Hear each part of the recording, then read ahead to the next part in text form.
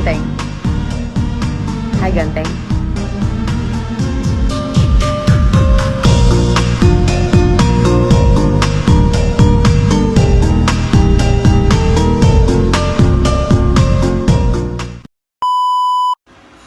Assalamualaikum warahmatullahi wabarakatuh. Perkenalkan, saya dari kelompok 2 atas nama Ardian Syaputra. Assalamualaikum warahmatullahi wabarakatuh. Perkenalkan, saya Mutiara Amalia, saya dari kelompok Semangka. Nama saya Wirnawati dari kelompok Semangka. Halo, perkenalkan nama saya Dita Aulia. UMKM Kelapa Parut Bapak Andi memiliki 3 jenis ukuran kelapa, seperti ukuran yang besar, sedang, dan ukuran kelapa yang kecil. Sebelum proses pemarutan kelapa, Pak Andi memotong dulu kelapanya, lalu membuang air yang ada di dalam kelapa ini. Terus setelah air kelapa udah dibuang, kelapanya akan dibelah menjadi 2 dan kelapanya akan diparut ke mesin parutan yang ini. Jadi kelapa ini bakal diparut jika ada orang yang ingin membeli kelapanya. Dan proses yang dilakukan Pak Andi pas produksi kelapa ini cukup higienis dan efisien. Jadi kelapa yang diparut ini adalah kelapa yang baru dibuka agar tetap menjaga kebersihan.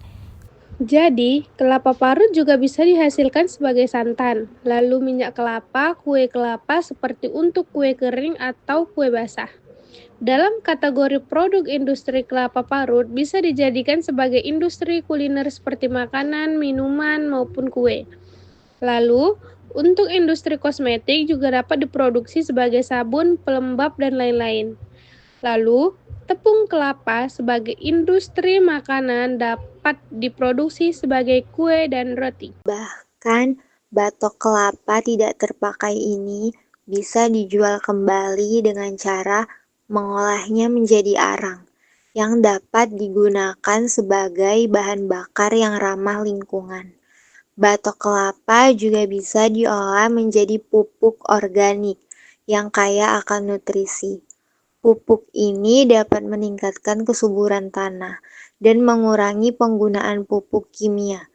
Selain itu, batok kelapa juga bisa diolah menjadi kerajinan tangan, seperti vas bunga, gantungan kunci, dan ukiran dinding.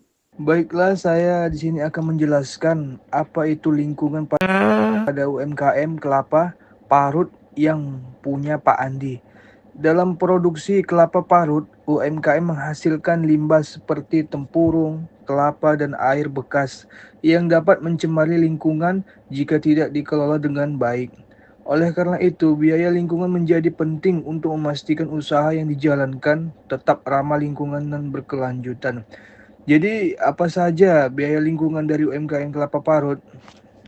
Yang pertama, di situ ada pengelolaan limbah. Limbah seperti tempurung bisa didaur ulang atau disimpan di tempat khusus. Contohnya, membangun tempat pembuangan limbah atau menyewa jasa pengangkutan. Dan yang kedua ada kebersihan dan sanitasi. Area produksi harus dijaga kebersihannya untuk memastikan lingkungan tetap sehat. Contohnya seperti biayanya adalah pembelian alat kebersihan dan bahan pembersih. Yang ketiga, pengelolaan air. Limbah cair dari produksi harus diproses, misalnya dengan memasang filter atau pembangunan salur pembuangannya yang aman. Jadi, biaya ini penting untuk mencegah pencemaran lingkungan, menghindari denda akibat pelanggaran aturan, dan menciptakan citra positif di mata konsumen. Dengan mengelola lingkungan, UMKM juga menjaga berkelanjutan usaha dan hubungan baik dengan masyarakat sekitar. Jadi sebelum saya menjelaskan tentang foto yang ada di video tersebut, terlebih dahulu saya akan menjelaskan tentang harga jual dan target keuntungan dari UMKM kelapa parut ini. Jadi harga jual kelapa parut sebesar 10.000 per bungkus dengan berat 500 gram. Dan UMKM ini mendapatkan keuntungan 20% dari hasil jual dengan keuntungan 2.000 per bungkusnya. Jadi untuk mencapai keuntungan 2.000 ini pasti ada biaya produksi. Jadi 10.000 adalah harga jual dikurang dengan 2.000 keuntungan. Jadi 8.000 ini adalah harga produksinya. Ada biaya produksi selama per bulannya dengan uang listrik sebesar 150.000, air 30.000, kebersihan 20.000, pemeliharaan mesin sebesar 30.000, sewa tempat 200.000. Jadi total biaya dari per bulannya ini sebesar Rp430.000. Jadi jika UMKM kelapa parut memproduksi 1.000 bungkus dengan berat 500 gram selama per bulan, maka biaya tetap untuk per bungkusnya itu Rp430.000 dibagi 1.000 bungkus, jadi Rp430 per bungkusnya untuk biaya tetap. Terus ada biaya variabel per bungkusnya dengan bahan baku kelapa 5.000, tenaga kerja yang dikeluarkan senilai 2.000, dan transportasi 1.000. Jadi total biaya variabel senilai 8.000.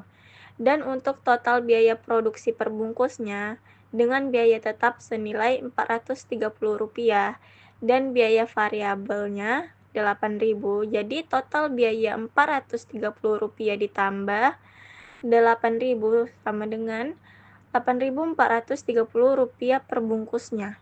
Jadi analisis dari masalahnya, biaya produksi saat ini adalah Rp8.430 lebih tinggi dari target 8.000-nya.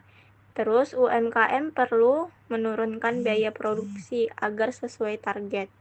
Dengan solusi kurangi biaya listrik dari 150.000 menjadi 130.000 dan cari pemasok bahan baku lebih murah.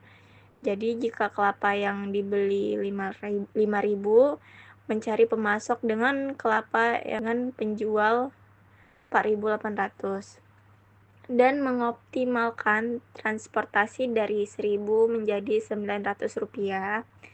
Jadi hasil akhir dengan efisiensi biaya produksi per bungkus turun menjadi 8.000. Jadi UMKM kelapa parut ini bisa menjual dengan harga 10.000 dan tetap mendapatkan keuntungan senilai 20%.